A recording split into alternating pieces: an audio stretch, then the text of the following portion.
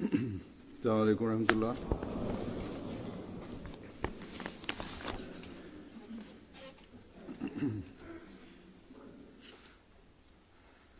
أشهد أن لا إله إلا الله وحده لا شريك له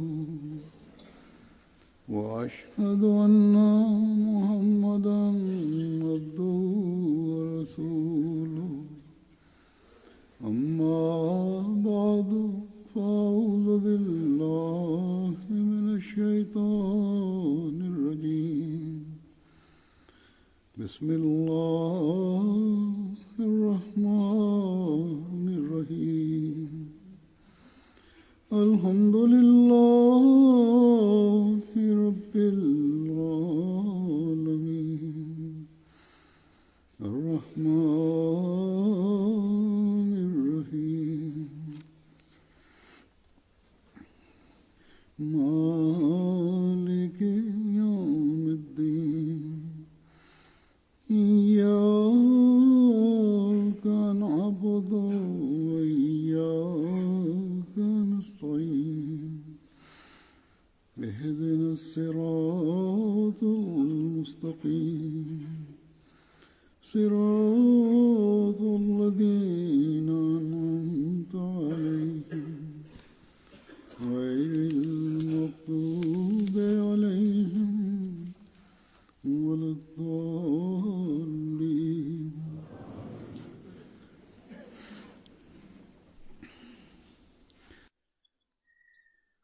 نن د نوي کال وړومبۍ ورځ ده او دا کال د جمعې برکتي ورځ نه شروع کېږي لګیا دی.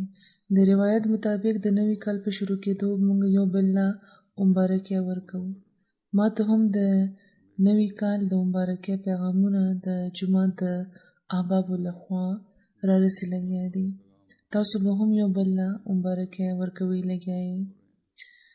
د غرب د ترقي یافته ملکونه چې ترقي یافته بلل کېږي دلته د نوي کال په شپه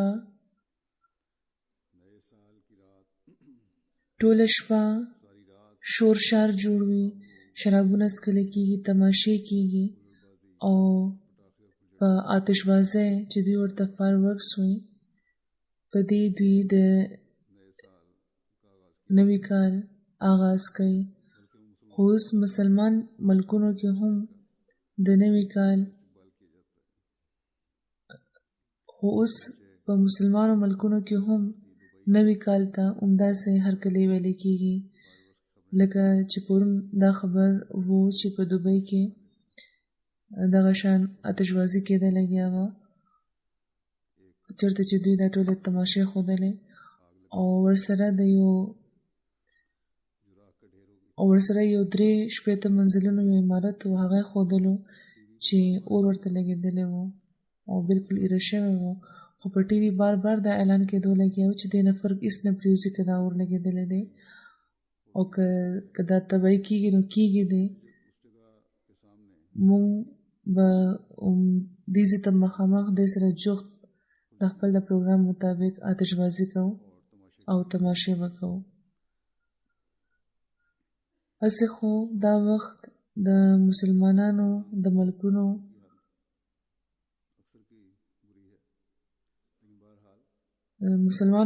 کې د اکثر حالت ډېر خراب دی. خو بهرحال کومو ملکونو سره چې پیسې شته نو د هغوی لخوا داسې د دنیادارۍ اظهارونه کېږي. که هلته اور نه هم وي لګېدلی نو بیا هم د دغه حالت غوښتنه دا ده چې کوم مالداره مسلمان ملکونه دي هغوی دا اعلان کړی وي چې موږ په دغو فضولو څیزونو باندې پیسه بربادولو په ځای چې کوم ګڼ شمېر مسلمانان متاثرین دي د هغوی مدد به کوو.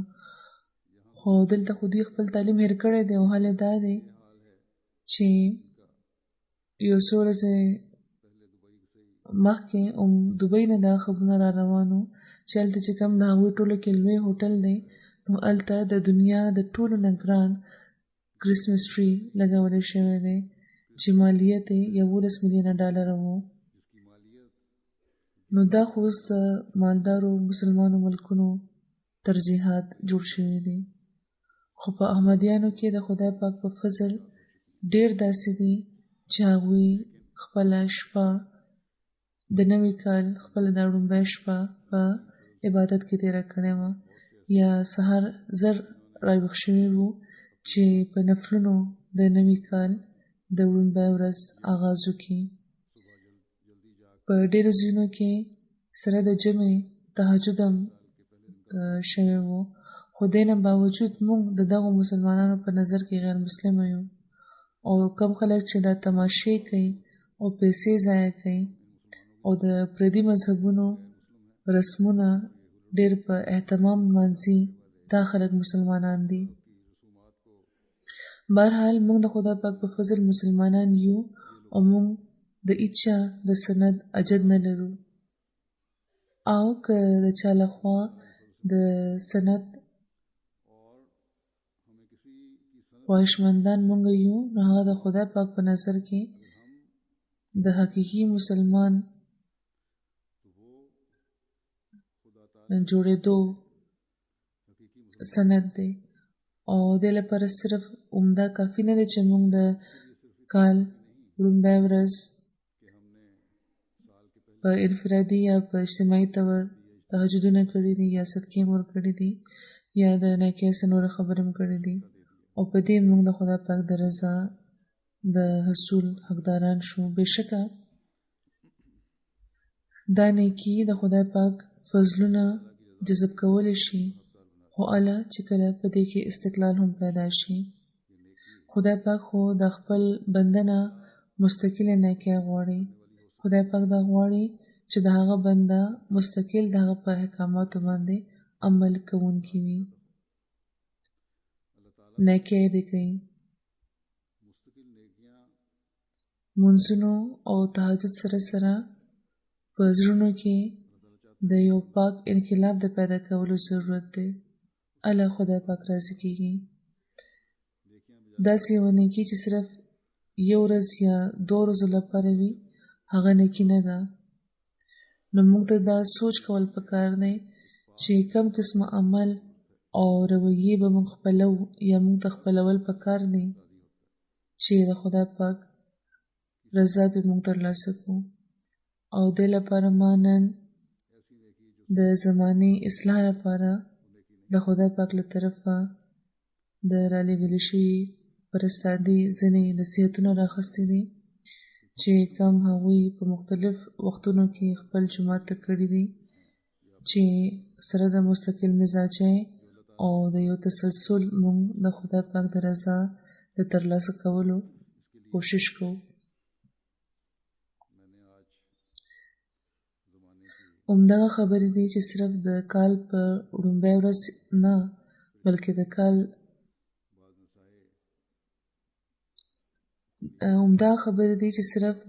لومړۍ ورځ نه بلکې د کال 12 میاشتې او ټول 365 ورځې به بابرکته کړي، او موږ به د خدای پاک فضلونه حاصلونکي شو.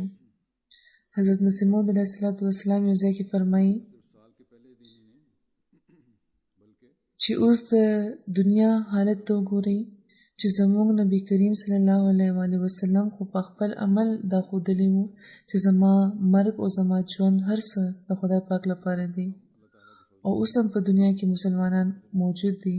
که چا نه دا تپوس وکړي چې آیا ته مسلمان یې، نو وایي به درته چې الحمدلله. خو چې چا کلمه وایي، د هغه د ژوند اصول خو د خدای پاک لپاره وو، خدا د دنیا لپاره ژوندی دی. یعنی وی خدا چې لا اله الا الله، خو فرمایي چې د خدای پاک په ځای د دنیا لپاره ژوند تیری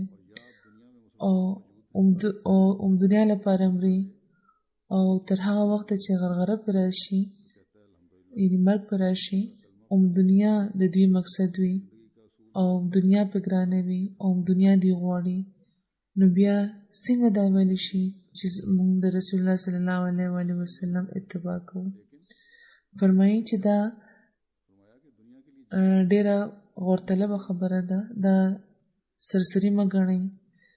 مسلمان جوړېدل آسان نه دي. د رسول الله صلی الله علیه و آله وسلم د اطاعت او د اسلام نمونه تر څو چې ځان کې پیدا نه کړي مطمئن نه شي. دا صرف پوسټ دی که د اتباع نه بغیر مسلمانان بلل کېږي. یعنی که د رسول الله صلی الله علیه و آله وسلم اتباع نه کوي او د هغوی په اسوې نه روانېږئ، د قرآن په تعلیم عمل نه کوي، نو فرمایي چې په نامې او په پوسټ باندې خوشحالېدل د دانشمند کار نه دی. یعنی که دا اتباع نه کوي نو بیا دا صرف پوسټ دی. فرمایي چې یو یهودي ته یو مسلمان دا وی چې ته مسلمان شه، نو هغه ورته وویل چې ته صرف په نامه مه خوشحالېږه. او یهودي ورته وویل چې ما د خپل د زوی نوم خالد ایښی و، خو د ماښام کېدو نه مخکې مې هغه ښخم کړو. اوس د خالد مطلب خو دا دی چې داسې تن چې اوږد ژوند به یې وي، تر ډېر عمره به ژوندی وي، خو په دغه نامه یې ښودو هغه ته ژوند ترلاسه نه شو، د هغه ژوند د یوې ورځې پاتې نه و. نو فرمایي چې د حقیقت غوښتنه کوي، صرف په نومونو مه راضي کېږئ. څومره د شرم خبره ده چې انسان د یو عظیم الشان نبي صلی الله علیه و آله وسلم امتی بلل کېږي او بیا هم د کافرانو په شان ژوند تېروي. تاسو په خپل ژوند کې د رسول الله صلی الله علیه و آله وسلم نمونه وښایئ، هماغه حالت پیدا کړئ، او ګورئ که هغه حالت هم نه دی نو بیا تاسو د طاغوت پیروکاران یې، د شیطان پسې روان یې.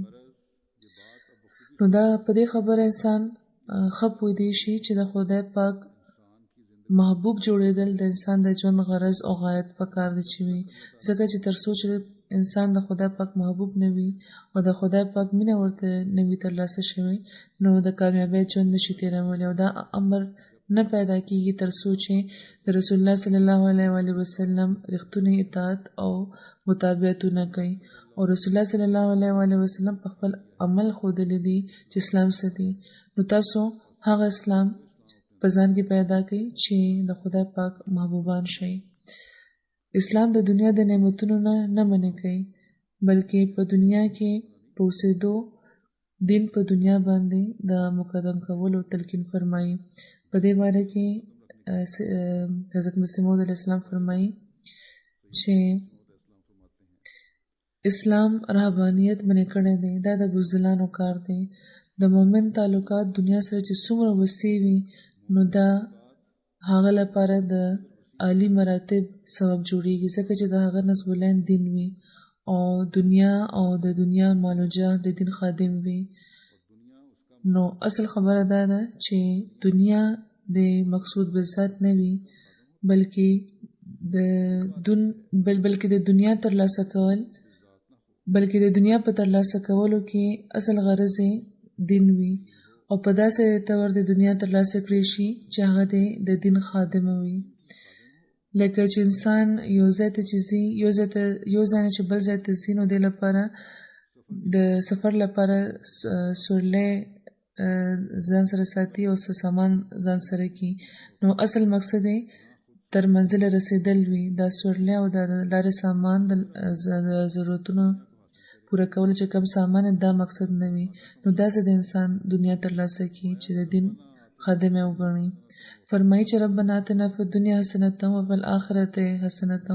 نو خدای پاک چې دا تعلیم فرمایلی دی چې ربنا آتنا فی الدنیا حسنة وفی الآخرة حسنة، نو په دې کې هم دنیا مقدمه ساتلې ده. خو کومه دنیا؟ حسنات الدنیا، هغه دنیا چې په آخرت کې د حسناتو سبب شي، داسې دنیا یې مقدمه کړې ده چې دا ترلاسه کوي د دې حسنات. خو هغه دنیا چې د آخرت د حسناتو سبب جوړیږي. د دغه دعا د تعلیم نه انسان په دې صفه پوهېدی شي چې مؤمن د دنیا په حصول کې د حسنات الاخرت خیال ساتل پکار دی او ورسره د حسنات دنیا چې لفظ راغلی دی نو په دې کې د هغو ټولو بهترینو ذرایعو د دنیا د ترلاسه کولو هغه ټولو بهترینو ذرایع ذکر هم راغلی دی چې مؤمن یو مسلمان ته خپلول پکار دی. دنیا په هره داسې طریقه ترلاسه کوي چې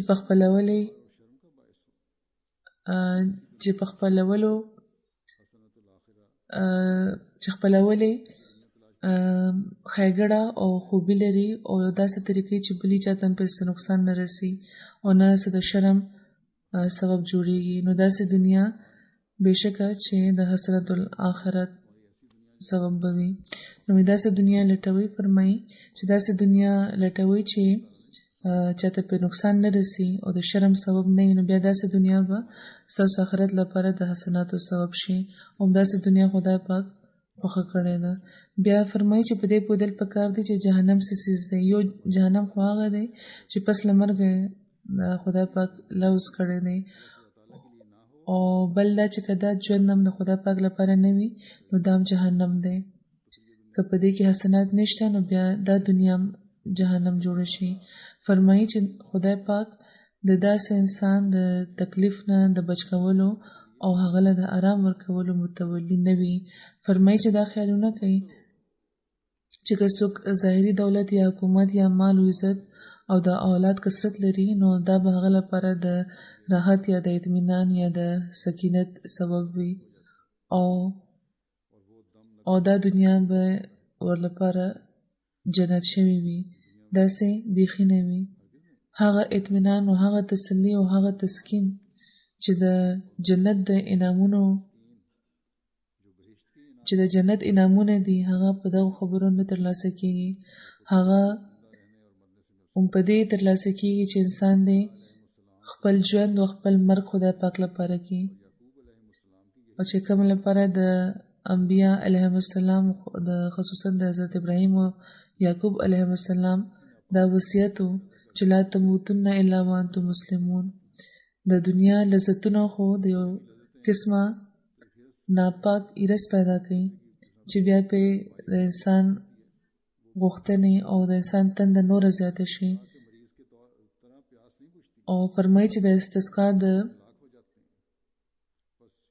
او څنګه چې د تندې مرض وي او د هغې بیا تنده نورم زیاته شي نو هماغه شان د استسقا چې کوم مریض وي د هغې تنده نه ختمیږي ان تر دې چې هغوی مړه شي. نو دا بېځایه ارزوګانې او دا حسرتونه د هغه جهنم د اور په شان دي چې د انسان د زړه ته راحت او قرار راتلو ته نه پرېږدي، بلکې هغه په یو تذبذب او په اضطراب کې ګیر ساتي. نو ځکه فرمایي چې زما د ملګرو په نظر کې یعنې د احمدیانو په د نظر نه دا امر بیخي پټ نه دی پاتې کېدل پکار چې انسان د مال دولت یا د ښځو او د بچو په مینه کې په جوش کې او په نشه کې دومره لیونی او دومره د ځان نه ورک نشي، دومره لیونی نشي او دومره د ځان د نه ورک نشي چې د هغه او د خدای پاک ترمنځ یو حجاب پیدا شي، یعنې لرېوالی راشي او خدای پاک سره تعلق ختم شي. بیا وی فرمایي چې زما زړه کې دا خبره راغلی ده چې الحمدلله رب العالمین الرحمن الرحیم مالک یوم الدین نه دا ثابته ده چې انسان دا صفتونه په ځان کې پیدا کړي، یعنې خدای پاک لپاره ټول صفتونه دي چې کوم رب العالمین دی، یعنې په هر عالم کې که د نطفه ده که مضغه ده نو په ټولو عالمونو کې هر عالم کې هغه رحمان دی، بیا رحیم دی، بیا مالک یوم الدین دی. او اوس چې یا که نعبدو انسان وایي نو مطلب یې دی چې د عبادت کې هم هغه ربوبیت او رحمانیت او رحیمیت او د مالکیت چې کوم صفتونه دي نو د دغو صفتونو سور انسان په ځان کې هم راولي، یعنې دا صفتونه چې کوم دي دا خپلول پکار دي. فرمایي چې تخلقوا باخلاق الله، د انسان کمال هم دا دی چې هغه د خدای پاک په رنګ کې رنګین شي، یعنې د هغه دا صفتونه د خپل کې، او تر څو چې دغه مرتبې ته ونه رسي نو ستړی دې نه شي. دې نه پس پخپله یو کشش او جذب هغه پیدا شي چې هغه د خدای پاک د عبادت طرف ته بوځي، د خدای پاک د عبادت طرف ته هغه بوځي. یعنې دا حالت او دا صفتونه چې پیدا شي نو بیا د خدای پاک د عبادت طرف ته بیا پام جوړېږي، او عبادت د خدای پاک د خدای پاک عبادت د انسان د ژوند مقصد دی، او په هغه باندې بیا هغه حالت راشي چې یفعلون ما یؤمرون حالت وي. نو په دې باره کې بیا حضرت مسیح اسلام فرمایي چې ژوند هېڅ اعتبار نشته، نو ځکه خپل مرګ د نظر وړاندې ساتئ، او مله بیا د خدای پاک په حکمونو باندې عمل هم کیدی شي، مله بیا انسان دغه صفتونه خپلولی هم شي. فرمایي چې څوک څه خبر دی چې د ماسپښین نه پس مازدیګر پورې به هغه ژوندی وي او که نه، او ځینې وخت داسې وي چې ناګانه دوران خون بند شي او ساه د انسان وځي، او ځینې وخت سمدم که انسان وي او هغه مړ شي. د یو واقعي ذکر فرمایي چې یو وزیر محمد حسن خان صاحب و چې د هواخورۍ نه پس ته راغلی و، ښه خوشحاله په پوړو روان و، یو دوه پوړی به په یو دوه پوړو به ختلی و چې سر ورباندې وګرځېدو، هغه کېناست، او نوکر ورته وویل چې زه به درله سهارت درکړم، خو هغه ورته وایي نه. بیا یو دوه درې پوړی وختو او بیا پې سر وچورلېدو او ورسره یې ساه ووته. نو فرمایي چې همداسې د یو بل تن ذکر فرمایي د کشمیر کونسل ممبر غلام محیالدین چې هغه همداسې ناڅاپه مړ شوی و. نو فرمایي چې د مرګ د راتګ وخت موږ ته معلومه نه دی چې څه وخت به راشي، نو ځکه ضروري دی چې دې نه بې فکره نه شئ. د دین غمخوري یو ډېر لوی څیز دی چې د ځنکدن په وخت کې انسان سرخرویه کي. په قرآن شریف کې راغلی دی چې ان زلزلة الساعة شیء عظیم، د ساعت نه مراد رسول اسلام وایي چې قیامت به وي، موږ دې نه انکار نه کوو، خو دلته د سکرات الموت د دې مطلب دی، یعنې د ځنکدن وخت مطلب دی، ځکه چې د انقطاع تام وخت وي، انسان د هغه ټولو څیزونو نه لرې شي، بیلیږي ته چې ورباندې ګران وي، خوښې وي، او یو عجیبه قسمه زلزله په هغه تاری شي، هم دننه نه یوه شکنجې چې دا پکې ګیر وي، داسې حالت وي د مرګ. نو ځکه د انسان ټول سعادت همدا دی چې هغه دی د مرګ خیال ساتي، یعنې هغه دی د مرګ خیال په ذهن کې ساتي. د مرګ وخت چې جوخ شي د ځنکدن وخت دی، نو فرمایي چې همدا اصل څیز دی، دا یو ډېر لوی څیز دی، دا همیشه د نظر وړاندې ساتل پکار دی. او فرمایي چې سعادت همدا دی چې انسان د مرګ خیال په ذهن کې ساتي، او د دنیا او د دې څیزونه ورباندې داسې ګران نه وي چې په آخري وخت کې ترې نه بېلېدل ورته د تکلیف سبب جوړېږي، او دا چې ورته بیا یاد وي نو بیا انسان د نیکۍ کولو کوشش به هم کوي، او بې وجه به په تماشو کې پیسې نه ضایع کوي، نه به وخت ضایع کوي، او نه به د بې ځایه خواهشاتو تکمیل لپاره د دغه څیزونو ضایع کوي. بیا د پاک تبدیلۍ پیدا کولو باره کې هغوی فرمایي چې بې خوفه مه اوسئ، په استغفارو په دعاګانو کې بوخت شئ او یوه پاکه تبدیلي پیدا کوي. اوس د غفلت وخت نه دی پاتې، انسان له د هغه نفس د دروغو تسلي ورکوي چې ستا به ډېر اوږد ژوند دی. مرګ جغد ګڼئ، د خدای پاک وجود برحقه دی. څوک چې د ظلم څوک چې په ظلم د خدای پاک حق بل چاله ورکوي هغه به د ذلت مرګ ویني.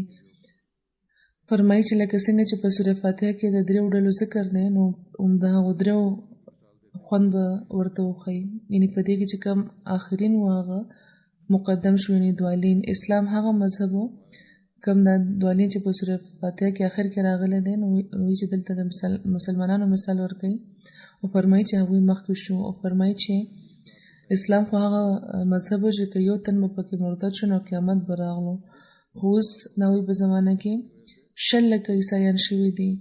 اسلام یې پرېښودو، په خپله ناپاک شو، خو د اسلام پرېښودو نه پس په خپله چې ناپاک شوي دي، نو په ځای د دې چې خپل د ناپاکۍ احساس وکړي، یو پاک وجود ته هغوی کنځلې کوي، یعنی د رسول الله صلی الله علیه وسلم خلاف خبرې کوي.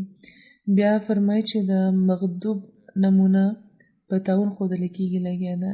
دا چې کوم د تعاون آفت دی دا هم یو آفت دی. دا په هغو خلکو راځي چې د خدای پاک غضب دی پې. نن سبا په دې زمانه کې هم طوفانونه دي، زلزلې دي او د مختلفو قسمو نور آفتونه دي. دا ټول که انسان سوچ وکړي نو دا د خدای پاک غضب دی چې نازلېږي لګیا دی. همدا څیزونه بیا انسان د خدای پاک طرف ته راولي، احساس ورته ورکوي چې هغه د خدای پاک مخې ته ټیټ شي او دغه د غضب د حالت نه بچ شي. فرمایي چې دې نه پس د انعمت علیهم ډله ده او دا د قاعدې خبره ده او پخوا راځي د خدای پاک دا سنت را روان دی چې کله چې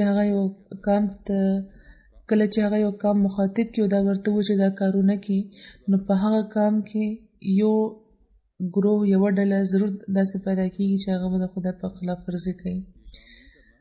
په قرآن شریف کې چې خدای پاک فرمایلی دی یا خدای پاک فرمایي چې دا کار ونه کړي نو د دې مطلب دی چې خلک به دا کار کوي. مخکې خدای پاک انتباه ورکوي چې تاسو به دا کوئ خو ویې نه کوي ځکه چې دې به درته بیا سزا درکړې کېږي. فرمایي چې یو قام داسې وښایي چې چاته دا ویلي شوي وي چې تاسو دا کارونه کوئ او بیا هغوی نه یې کړي. یعنې که یو قام ته دا ویلي شوي دي چې دا کارونه کوي نو هغوی بیا دا ضرور کړي وي. خدای پاک یهودیانو ته وایي چې تحریف ونه کوي په بایبل کې په تورات کې نو هغوی تحریف وکړو. د قرآن باره کې دا نه دي ویلي چې تحریف ونه کوي بلکې دا یې ویلي دي چې انا نحن نزلنا الذکر و انا له لحافظون. نو په دعاګانو کې مصروفه اوسئ چې خدای پاک هم د انعمت علیهم ډله کې داخل کړي او دغه ډلې کې داخلېدو لپاره د دعاګانو ضرورت دی او د مستقلو دعاګانو ضرورت دی، د یو یا د 2 ورځو د دعاګانو نه. بیا پاک تبدیلی او د آخرت فکر په تقوا پیدا کېږي او تقوا انسان په آخرت کې سرخرویه کی. دې باره کې حضرت مسیح موعود علیه السلام فرمایي چې څوک چې تقوا لري په هغه باندې د خدای پاک یو تجلی وي، هغه د خدای پاک په سوري کې وي. خو په کار ده چې تقوا د خالص وي او په هغې کې د شیطان د هیڅ برخه نه وي. ګینې شرک خدای پاک نه خوښوي او که څه برخه د خدای پاک وي نو خدای پاک وایي چې دا ټوله د شیطان ده. د خدای پاک په نازولو چې کم غمونه راځي هغې کې د خدای پاک مصلحت وي. تکلیفونه او پریشانۍ د خدای پاک په نازولو هم راځي خو هغه د خدای پاک مصلحت وي. یعنې که ټوله دنیا هم راجمع شي نو بیا هم هغوی له یو ذره شان تکلیف هم نشي ورکولی ځکه چې هغوی په دنیا کې یوه نمونه قایمولو لپاره راغلی وي او دې لپاره ضروري وي چې د خدای پاک په لاره کې د تکلیفونو د زغملو نمونه دې هغوی خلکو ته وښایي. ګینې خدای پاک فرمایي چې ما ته دې خبرې نه زیات بلې یوې خبرې کې هم تردد نه وي چې زه خپل د ولي روح قبض کړم. خدای پاک خو دا هم نه غواړي چې خپل ولي مړ کړي. خدای پاک نه غواړي چې د هغه په ولي باندې څه تکلیف راشي خو د ضرورت او د مصلحت په وجه هغوی باندې غمونه راځي او بیا هغې کې په خپله هغوی دپاره نیکي ده ځکه چې د هغوی اخلاق ظاهر شي. چې هغوی باندې کله غمونه راشي نو هغوی د جزا فضا یا د شور کولو په ځای د خپل د اعلی اخلاقو اظهار کوي. فرمایي چې د نبیانو او د ولیانو تکلیف دا قسمه نه وي چې په کم کې د خدای پاک عذاب او د هغه د خفګان اظهار کېږي بلکې انبیا د شجاعت یوه نمونه قایموي. خدای پاک اسلام سره هیڅ دشمني نه لري خو ګورئ د احد په جنګ کې رسول الله صلی الله علیه وسلم یوازې پاتې شوي وو. په دې کې راز هم دا و چې د رسول الله صلی الله علیه وسلم شجاعت ظاهر شي. رسول الله صلی الله علیه وسلم د 10,000 کسانو مخامخ یوازې ودرېدلی و. دا یې ویل چې زه خدای پاک رسول یم. داسې نمونه ښودلو موقع بل یو نبي ته نه ده ترلاسه شوې. فرمایي چې زه خپل جومات ته دا ویم چې صرف په دې مه مغروره کېږئ چې موږ مونځ او د روژې پابندي کوو یا لوی لوی چې کوم جرمونه دي مثلا زنا غلا وغیره دا نه کوو. فرمایي چې په دغه خوبو کې خو اکثر د نورو فرقو خلک او مشرکان هم تاسو سره شامل دي. ډېر مشرکان هم داسې دي چې داسې نکاح کوي، د هغوی اخلاق ډېر ښه دي. نو فرمایي چې د تقوا مضمون ډېر ژور دی، هغه ترلاسه کوي. د خدای پاک عظمت په زړه کې کښېنوئ. د چا په اعمالو کې لږ ذره شان هم ریاکاري وي نو خدای پاک د هغه عمل واپس د هغه په مخ ولي. متقي کېدل ګران دي. مثلا مثال هغوی ورکوي چې که تاسو ته څوک دا وایي چې تاسو قلم پټ کړی دی نو ولې پرې غوسه کېږئ؟ یعنې که څوک د دروغو الزام در باندې ولګوي وړوکی شیان چې ما خپل قلم دلته ایښی او تا هغه اوچت کړو نو په دې باندې بل له غوسه ورشي. نو فرمایي چې د غوسې څه ضرورت دی؟ ستا په رزق خو صرف د خدای پاک لپاره و. دا د غوسې نه بچ کېدل د خدای پاک لپاره دی. خو دا غوسه چې شوې نو توجه د خدای پاک طرف ته نه و، خدای پاک سره دې تعلق نه و، د خدای پاک مخ ته نه کته، د خدای پاک رضا دې نه ترلاسه کول غوښته. نو ځکه په وړه وړه خبره ځینې خلکو له غوسه ورشي. که خدای ورته یاد نه وي چې رب نه غوسه کېږي. نو فرمایي چې تر څو چې په واقعي طور په انسان باندې ډېر مرګونه رانشي هغه نشي متقي کېدی، هغه نه متقي کېږي. معجزات او الهامات هم د تقوا فرع دي. اصل تقوا ده، نو اصل سیز وی تقوا ده دا یاد لري. فرمایي چې تاسو د الهاماتو او د خوبونو پسې مه ځئ چې چاته الهام شوی دی یا خوبونه ورله راغلي دي یا کشف ورته شوی دی، بلکې د تقوا د ترلاسه کولو کوشش کوئ. دا مه ګورئ چې څوک څه ګوري لګیا دي، خوبونه یې رښتونه دي او که نه. دا ګوري چې تقوا پکې شته او که نه.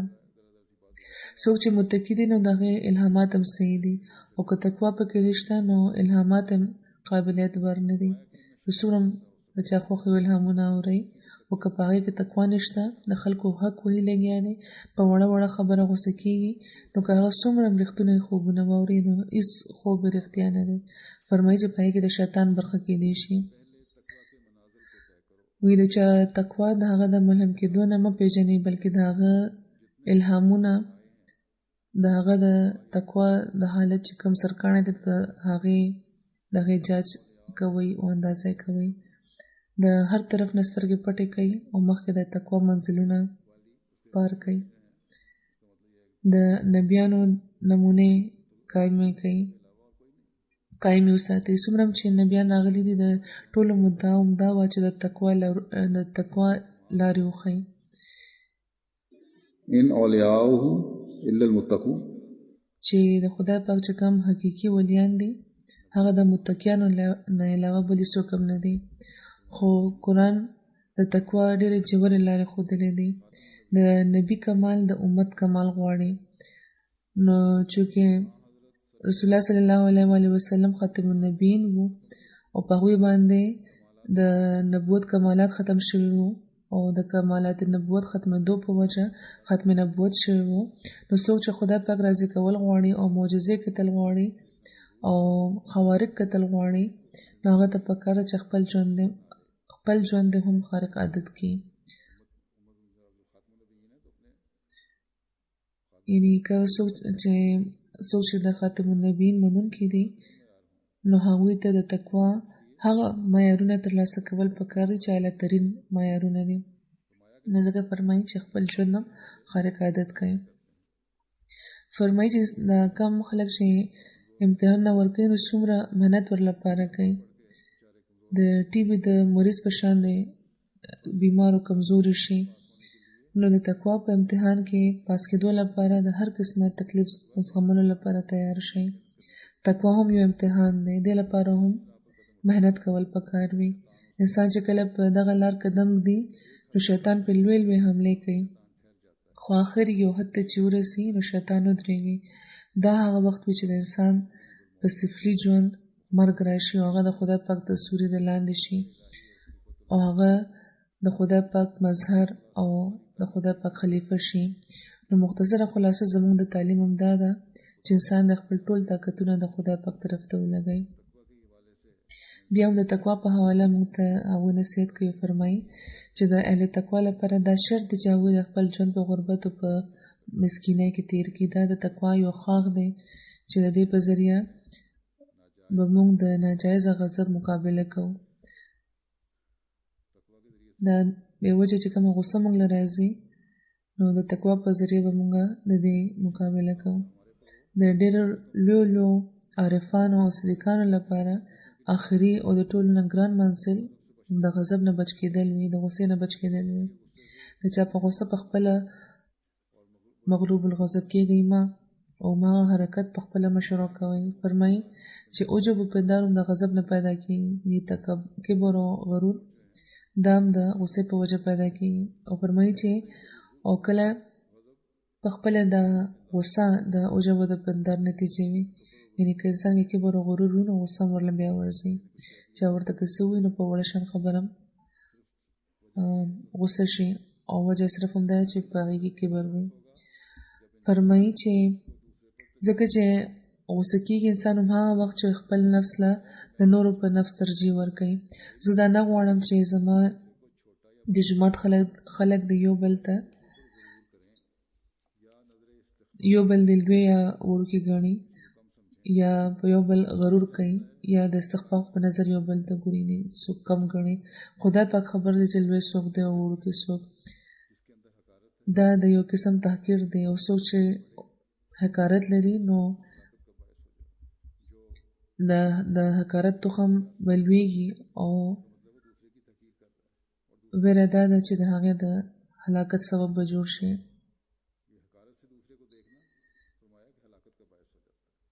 څوک چې ځان لوی ګڼي په څه لحاظ نو د بل تحقیر کوي او نورو ته د تحقیر په نظر ګوري، او دا حقارت چې کم وي دا د هلاکت سبب هغه دپاره جوړ شي. ځینې خلک چې لوی خلکو سره ملاویږي نو ډېر په ادب ملاویږي، یعنې لوی خلک چې مالداره خلک نو هغوی سره ډېر په ادب ملاویږي، عزت او احترام یې کوي. خو لوی خو هغه دی چې د مسکین خبره په مسکینۍ اوري، د مسکین او د غریب سړي خبره په غور او په آرام اوري، د هغه دلجویي دې کوي، د هغه خبره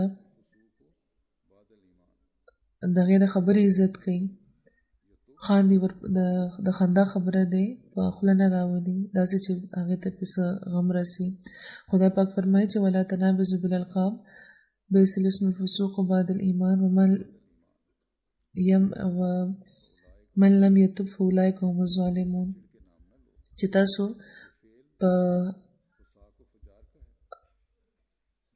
په خندا کې د یو بل نامه مه اخلئ، دا د فاسقانو د فاجرانو کار دی. څوک چې بل پورې خاندي نو تر هغې به نه پرېږدي چې تر څو چې په خپله هماغه شان نه شي. خپل وروڼه حقیر مه ګڼئ چې د یوې چینې نه ټول اوبه څښئ، نو څوک بیا دا خبر ده چې چا په قسمت کې زیاتې اوبه څښل دي. څوک عزتمند په دنیاوي اصول نشي کېدی. د خدای پاک مخې ته لوی هغه دی چې څوک متقي دی. ان اکرمکم عند الله اتقاکم ان الله علیم خبیر. بیا د تقوا باره کې جومات ته نور نصیحت هغوی کوي او فرمایي د دې مختلف اړخونه بیانوي چې خدای پاک چې څومره قوتونه انسان له ورکړي دي هغه د ضایع کولو لپاره نه دي ورکړي. د هغوی تعدیل او جایز استعمال، د هغوی نشونما، د هغوی په تعدیل او د هغوی په جایز استعمال د هغوی نشونما کېږي. د هغوی استعمال په انصاف او په جایز ځای کې کول دا د دوی صحیح استعمال دی، او په دې باندې هغه ښه کېږي، نشونما بیا مومي، صلاحیتونه پیدا کېږي او نورې نیکۍ پیدا کېږي. فرمایي همځکه خدای پاک چې کوم قواعد رجولیت دي یا سترګې چې کوم دي د هغوی د راوباسلو تعلیم نه دی ورکړی، بلکې د هغوی جایز استعمال او تزکیه نفس ښودلی ده. یعنې کوم جنسي قواعد دي یا سترګې دي نو دا بد کار لپاره نه دي ورکړی. په سترګه یې بدنظري کولو ته نه دي ویلي. دا ټول قوتونه چې ورکړي دي نو فرمایلی دي چې د دوی جایز استعمال کوئ نو تزکیه نفس هم کیږي، لکه څنګه چې فرمایي چې قد افلح المؤمنون.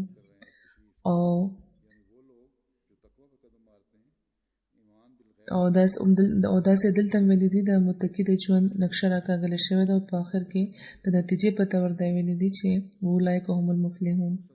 دا د دې تشریح بیانوي، یعنې هغه خلک چې د تقوا په لار قدم دي، ایمان بالغیب لري، د هغوی مونځ ګډوډ شي او هغوی بیا سم کړي. خلک چې په مونځ کې توجه نه پاتې کېږي نو ډېرو سره دا حالت پیدا کېږي، بیا ګډوډ شي هغوی بیا سم کړي. د خدای پاک چې ولله څه ورکړي هغې نه خرج کړي، د خطرات نفس نه باوجود بغیر د څه سوچه په تیر او موجوده کتابونه چې کوم دي د خدای پاک په هغوی باندې ایمان راوړي او آخر هغوی بیا تر یقین نه ورسي. مخکې په غیب باندې ایمان وي او بیا هماغه ایمان بالغیب چې کوم دی هغه تر یقین انسان ورسوي، او دا هماغه خلک دي چې د هدایت په سر ولاړ دي او په یو داسې سړک دی چې مسلسل مخې ته روانه ده. یعنې مسلسل کوشش کم خلک چې کوي نو هغوی بیا په هغه لار روان وي چې د هدایت طرف ته هغوی بوځي چې انسان پې فلاح ته رسي. نو دا خلک فلاحیاب دي چې منزل مقصود ته به رسي او د لارې د خطراتو نه دوی خلاصي بیا مونته دی. نو ځکه خدای پاک شروع کې موږ ته د تقوا تعلیم راکړی دی او داسې کتاب یې موږ له راکړی دی چې پکې د تقوا وصیتونه هم دی.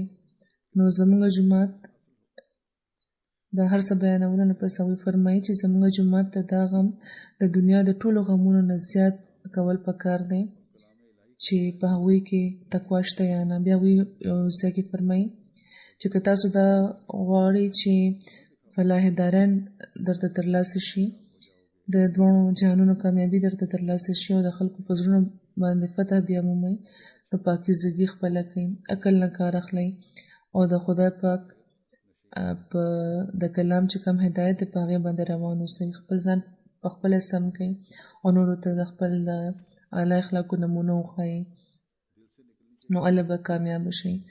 یو فارسی شعر هغوی بیانوي، یو مصرع چې چا څخه ویلی دی چې سخن کز دل برو آید نشین اطلاع جرم بر دل، چې یو خبره چې د زړه نه راوځي هغه ضرور زړه ته ورکوزه شي او اثر کوي. نو د یو مؤمن هره خبره پکار ده چې د زړه نه راوځي او د نورو لپاره د فلاح سبب د جوړه شي او بیا عمده بیا د خپل فلاح سبب هم جوړیږي.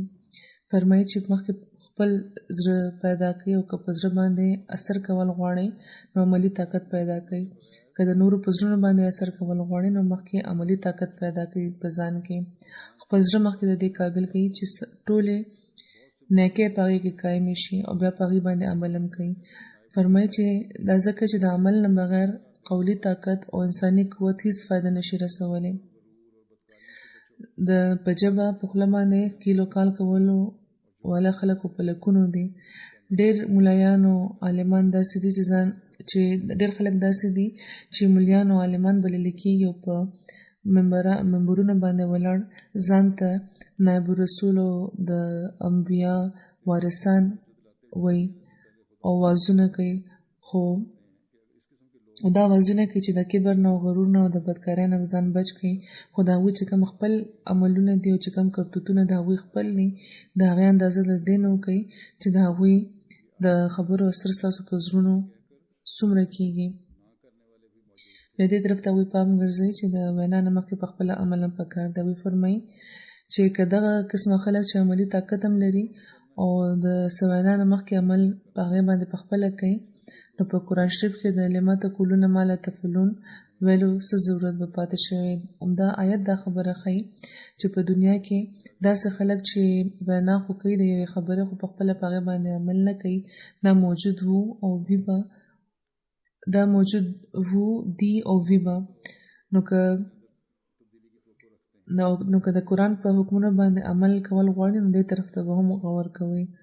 بیا دا نصیحت چې په خاص طور موږ ته خپل جاج اخیستل پکار دی هر یو ته، او دا بنیادي نصیحت په خاص طور عهدهدارانو ته هم یاد ساتل پکار دی چې نورو نه خو د توقع لري چې په ځان کې به تبدیلی پیدا کوي او ورته نصیحتونه کوي، خو که خپله معامله او داسې صورتحال ورته پیدا شي نو بالکل دې نه الټه کوي او هیله حجت نه کار اخلي او د خدای پاک حکمونه او د هغه د رسول حکمونو ته بیا ثانوي حیثیت ورکوي. ډېرې داسې معاملې وړاندې راشي. بیا د قول د فعل د تطابق باره کې هغوی فرمایي چې تاسو زما خبره ښه واورئ او ښه یاده کړئ چې که د انسان خبرې د رښتونې زړه نه وي او عملي طاقت ورکې نه وي نو هغه نه اثر اندازه کېږي، نو هغه څه اثر نه لري. همدې نه خو زموږ د نبي کریم صلی الله علیه وسلم لوی صداقت معلومیږي، ځکه چې کومه کامیابي او بزرونه باندې تاثیر د هغوی برخې ته راغلی و، د هغې مثال د انسان په تاریخ کې بل چېرته نه میلاویږي او دا هر څه دې لپاره شوي وو چې د هغوی په قول او په فعل کې پوره مطابقت و او همدا موږ ته حکم دی چې د هغوی په اصول باندې د روانېدو کوشش وکړو. بیا د یوې بلې خبرې طرف ته هغوی پام ګرځوي چې د جومات د تعلیم یافته خلکو لپاره او مور پلار لپاره هم ضروري دی او کم هلکان چې اعلی تعلیم ترلاسه کوي لګیا دي هغوی لپاره هم ضروري دی. فرمایي چې د نن سبا په تعلیم یافته خلکو باندې یو بل لوی آفت چې کم راځي هغه دا دی چې هغوی دیني علومو سره هېڅ تعلق نه لري او دې طرف ته پام هم پوره نه کوي او بیا چې چېرته د یو هیئتدان یا د فلسفهدان اعتراضونه ولولي نو د اسلام باره کې فوراً شکونه او وسوسې پیدا کېدل شروع شي او بیا عیسایان یا د خدای منکران شي. نو فرمایي چې په داسې حالت کې د دې مور پلار هم په دې باندې ډېر ظلم کوي چې د دیني علومو تحصیل طرف ته لږ وخت نه ورکوي او شروع راسي په داسې کارونو کې دوی اچي چې دوی د پاک دین نه محرومه کړي. د مور پلار ته ماشومانو طرف ته پام کول پکار دی او هلکانو ته ځوانانو ته پخپله د علم ترلاسه کولو او د دیني علم ترلاسه کولو طرف ته پام ورکول پکار دی او په جماعت احمدیه کې خدای پاک په فضل قرآن شریف او د هغې تفسیر باره کې لټریچر په کثرت موجود دی او که هغه ولوستی شي نو ټول اعتراضونه او وسوسې ډېر په ارام ختمېدی شي. بیا د باهمي ورورولۍ او د اتفاق او د مینې باره کې هغوی فرمایي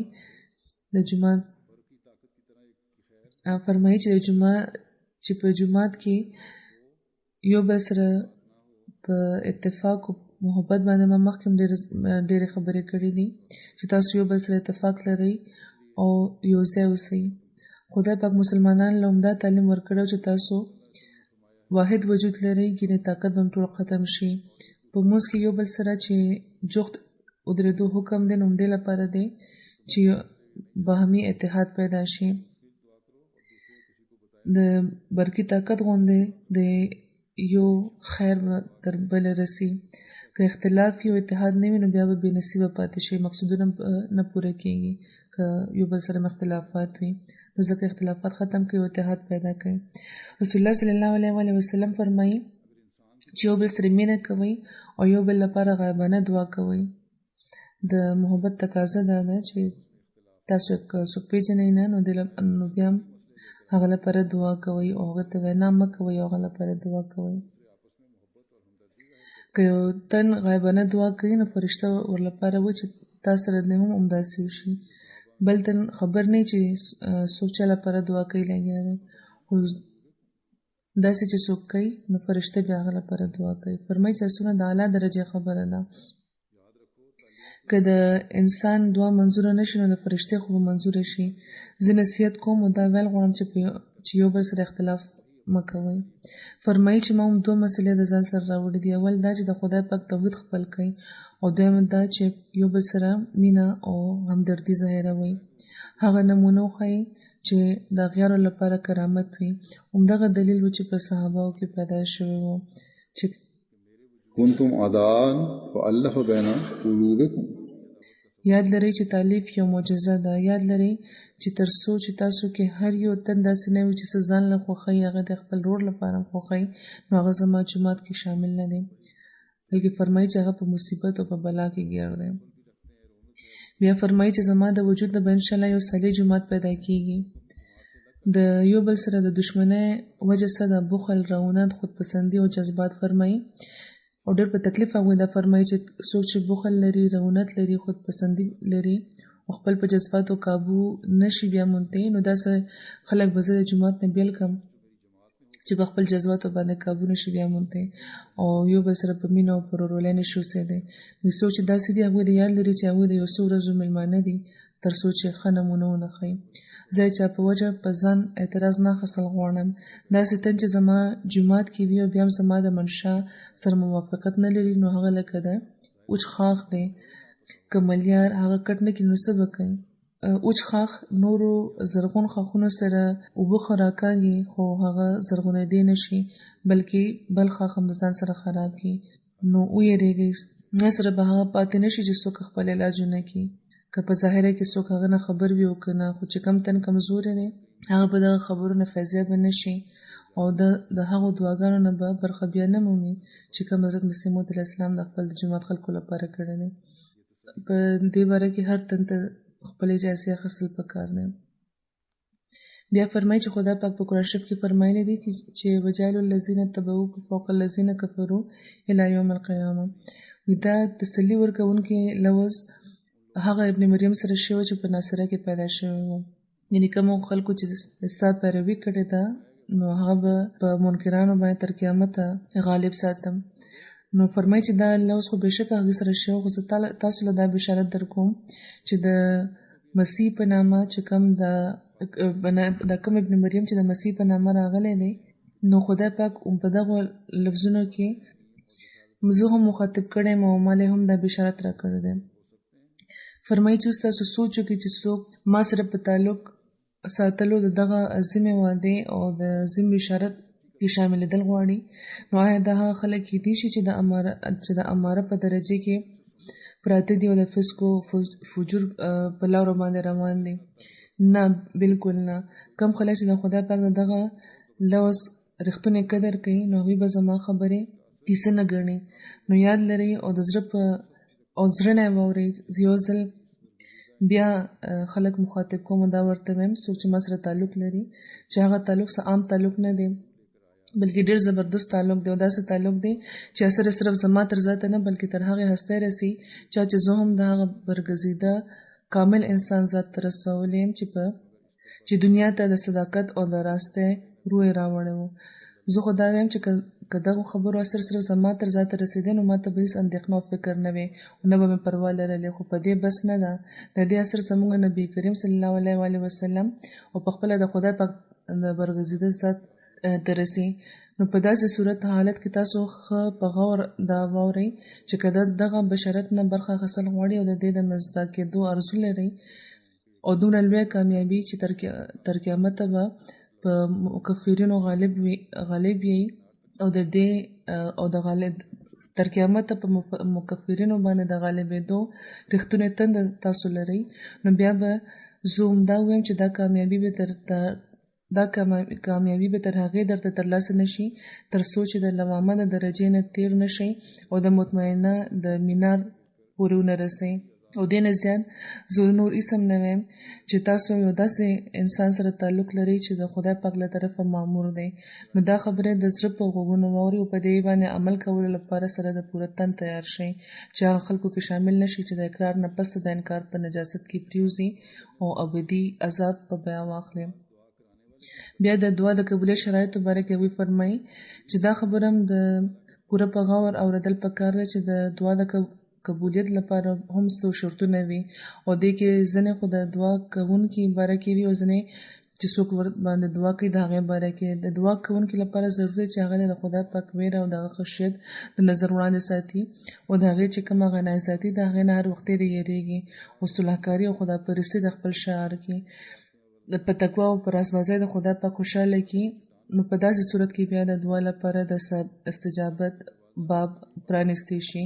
خو که هغه خدای پاک ناراضه کوي، خفه کوي او هغه سره جنګ کوي نو د هغه شرارتونه او غلطکارۍ د دعا په لاره کې یو خنډ جوړ شي او د استجابت دروازه هغه لپاره بند شي. نو زموږ ملګرو لپاره ضروری ده چې هغه دې زموږ دعاګانې د ضایع کېدو نه بچ کړي او د هغې په لاره کې د څه خنډ جوړ نه کړي چې د هغوی په ناشایسته حرکتونو پیدا کیدی شي. فرمایي چې هغوی د تقوا لاره خپله کړي، ځکه چې تقوا یو داسې څیز دی چې د شریعت خلاصه ورته ویل کیدی شي. که شریعت په مختصر طور بیانول غواړي نو د شریعت مغز تقوا کیدی شي. د تقوا مدارج او مراتب ډیر دي، خو که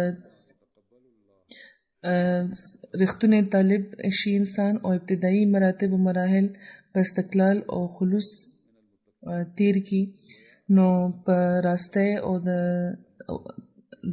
د طلب صدق په وجه هغه اعلی مدارج بیا مومي. خدای پاک فرمایي چې انما يتقبل الله من المتقين، یعنی خدای پاک د متقینو دعا قبلوي. نو دا دغه لفظ دی، هغه د وعدو دغه په لفظونو کې تخلف نه وي، هغه وعده خلافي هیڅ نه کوي. خدای لکه څنګه چې خدای پاک فرمایي چې ان الله لا يخلف الميعاد.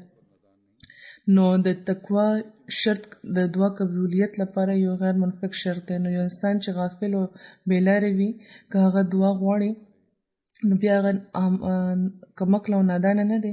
نو زموږ جومات دپاره لازمه ده چې هغه تر څو چې ممکنه وي د تقوا په لارو د قدم دی چې د دعا د قبولیت سرور او حس ترلاسه کړي او د ایمان د زیاتۍ نه برخه واخلي. فرمایي چې دا خیالونه کوي چې صرف په بیعت کولو به خدای پاک راضي شي، دا خو صرف پوسټ دی. اصل څیز خو د هغې دننه یې د قانون قدرت خو همدا دی چې یو پوسټ وي او یو د هغې دننه مغز وي. نو پوسټ خو هیڅ څیز نه وي او مغز اخیستلی کېږي. یو ځینې خو داسې وي چې مغز هم پکې پاتې نه وي او چې د چرګ چې کوم هوایي ها وي چې نه پکې زردي وي نه پکې سپین او هیڅ نشي پکارېدی، نو هغوی په ردی کې وغورځولی شي او یو څو منټو لپاره د یو ماشوم د لوبې څیز جوړېدی شي. نو دغه شان چې کوم انسان چې د بیعت او د ایمان دعوه کوي خو د دغو دواړو څیزونو مغز ځان کې نه لري، نو هغه ته ویره پکار ده چې یو وخت پې داسې راشي چې دغه هوایي ها په شانې په زره شان زور به هغه مات شي او به غورځولی شي. نو فرمایي چې څنګه چې د څوک چې د بیعت او د ایمان دعوه کوي نو هغه ته جاج اخیستل پکار چې زه پوسټ یم که مغز. تر څو چې مغز پیدا نه شي ایمان، محبت، اطاعت، بیعت، اعتقاد او مریدي او د اسلام چې کوم مدعي هغه رښتونی مدعي نشي کېدی. یاد لرئ چې دا رښتونې خبره ده چې خدای پاک مخې ته د مغز نه علاوه د پوسټ هیڅ قیمت نشته دی. یاد لرئ چې دا نه خبر نه یو چې مرګ څه ټایم څه وخت راتلی شي، خو دا امر یقیني دی چې مرګ به راځي. نو صرف په دعوې باندې کفایت مه کوئ او نه مه خوشحالېږئ او دا هیڅ هم فایده نشي رسولی تر څو چې انسان په ځان باندې ډېر مرګونه وارد نه کوي او ډېر تبدیلي او انقلابات چې نه تېر نشي نو انسان خپل اصل مقصد نشي ترلاسه کولی. خدای پاک دې وکړي چې موږ خپل ژوندونه د خدای پاک د مسیح اسلام د خواهشاتو مطابق او زموږ قدمونه د نیکو طرف ته هره لحظه روان وي. موږ د مسیح موعود علیه السلام دعاګانې ضایع نه کړو، بلکې هغه دعاګانې چې کومې هغوی خپل جومات لپاره کړي دي همیشه یې د هغوی وارثان شو. سره د دې دعا زه ستاسو ټولو ته د نوي کال مبارکي وایم. خدای پاک دې دا کال په ذاتي طور هم او په جوماتي طور هم موږ لپاره ډېرو برکتونو سبب جوړ شي.